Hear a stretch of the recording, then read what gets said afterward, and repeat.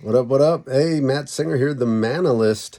Wanting to talk some shit with the fellas here tonight.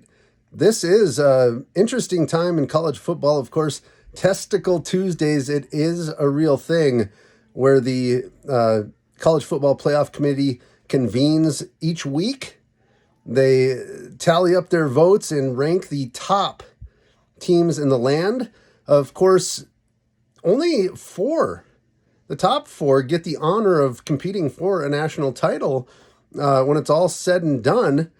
So yeah, it's kind of a big deal. I mean, quite frankly, the games kind of freaking suck throughout the year, but now it's time for these motherfuckers to nut up and see what they got. You know, the college football committee, more or less, it's almost like bowling. They just set them up and watch them kick the shit out of each other. Some get knocked down and they just see what's left standing. As of last week, there were 6 undefeated teams in the FBS landscape. We're talking Tennessee, Ohio State, Georgia, Clemson, Michigan, and TCU. But they weren't quite ranked that way, were they? We had number 1 Tennessee, we had number 2 Ohio State, Georgia 3, Clemson 4, who I've got to say, I have not been impressed with the entire season. So I'm a little disappointed in that, but things will shake themselves out. And then, of course, we had Michigan at 5 and TCU at 7. 7? Really? That's because number 6, they had a one-loss Alabama team that they're just itching to sneak into the top 4. But it's not going to happen. Look, this is how it shaked out. What's 1 plus 3? 4? No, it's 5. And I know this because when number 1 Tennessee went to Athens to face number 3 Georgia and got trounced, I mean, the game was almost unwatchable. Tennessee went to 5. So yes, 1 plus 3 equals 5.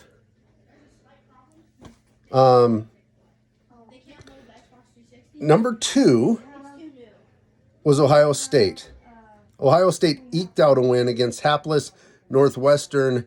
It was 21-7, way too close of a game. I don't know if it's weather or what, but yeah, no excuses there. Number 3, Georgia, of course, moved to number 1. You slay the king to be the king, and that's what happened there. Number 4, Clemson, as I suspected, got smoked by Notre Dame there in South Bend. Game was not really even close. Then number 5, Michigan handled their business. They move into the top 4, of course.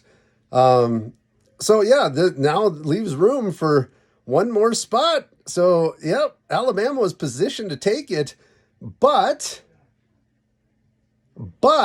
they ran into the buzzsaw that is LSU there in Death Valley.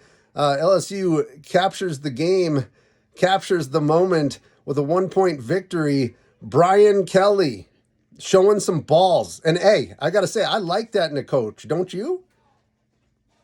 He goes for 2. They win 32-31 in overtime.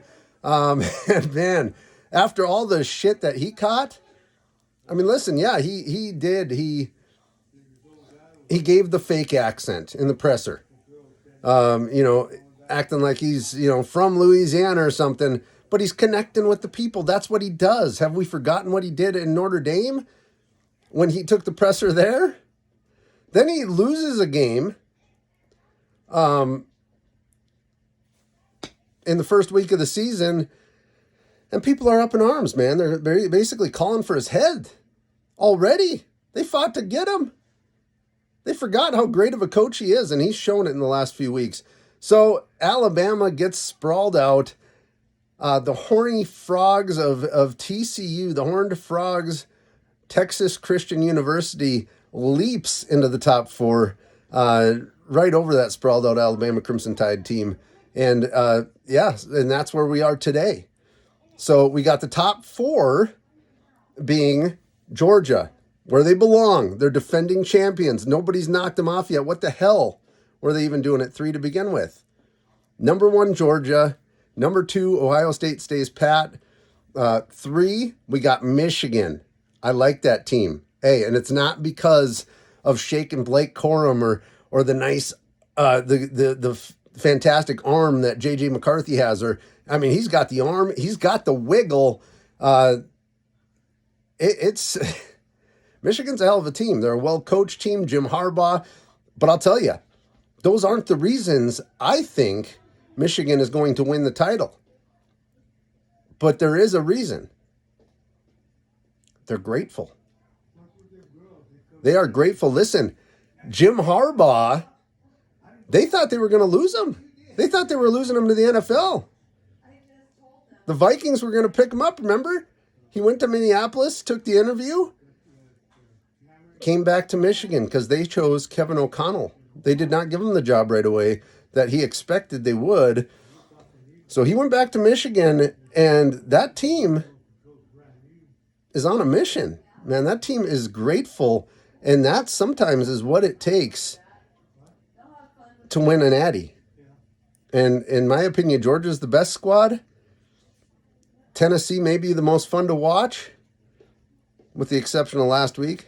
But Michigan, they are grateful, and they are on a course. They have a destination, and that is the national championship game where they will win. Now, as for number 4 TCU, hey, they got finally the committee rewarded them for a job well done, a fantastic season, 9-0. But guess what? It ends tomorrow in Texas, Austin, Texas, where they'll take on the Longhorns. And I'll tell you what, the Horns, they're going to hook them horny toads, them horny frogs, them horny fucks. They're going to hook them right off the stage like they were performing at the Apollo. Texas favored by 7. I think they're going to win by more than that. But it's going to be interesting, man. So that leaves way for my sleeper pick. And now Tennessee still has a path. Okay, Clemson's just out of it. They didn't belong there to begin. Well, I can't say that because they were undefeated, but yeah, I mean they're done. They have no shot now. But there is one team lying in wait on the outside looking in that nobody ever expected. Listen, what if I told you that there was a team out there that was highly ranked in the beginning of the season, got just smoked first game, and what if I told you that team has a shot to get in the top 4, actually probably positioned at number 4, to take on the number 1 team in the country right now, the team that beat them in the first game of the season. And I think they might actually win. That team is Oregon. That team with the SEC transfer quarterback Bo Nix, where everybody's like, what the fuck is going on, man? He looks terrible.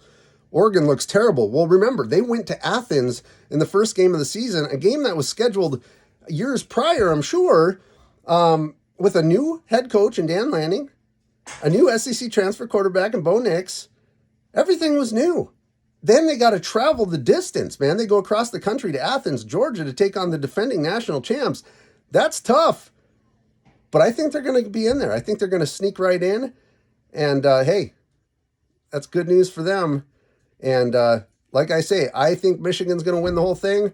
But I do think that it's going to be fun to see that avenge game there between Georgia and Oregon.